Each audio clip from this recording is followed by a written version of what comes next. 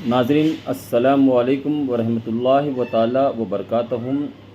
एक बहुत बड़ी परेशानी लोगों के सामने है कि खर्राटे लेते हैं। इस तरीके से शिकायत आती है कि फ़ला शख्स बहुत ज़्यादा खर्राटे लेता है हमारे घर में, तो हमको नींद नहीं आती है। तो आज एक बहुत बेहतरीन इलाज आप नोट कर लें।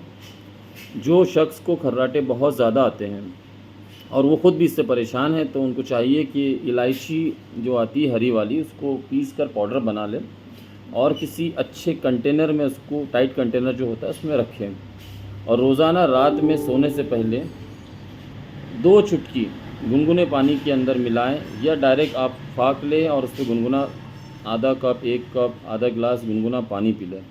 इंशाअल्लाह ताला बहुत जल्द इस खर्राटे की जो बीमारी से आपको राहत महसूस होगी। और अगर आपको ये इलाज कुछ फ़ायदा दे जाए तो दुआओं से नवाजें। हो सके तो इस चैनल को सब्सक्राइब करें, लाइक करें और शेयर ज़रूर करें। जज़ाकल्लाहु खैर।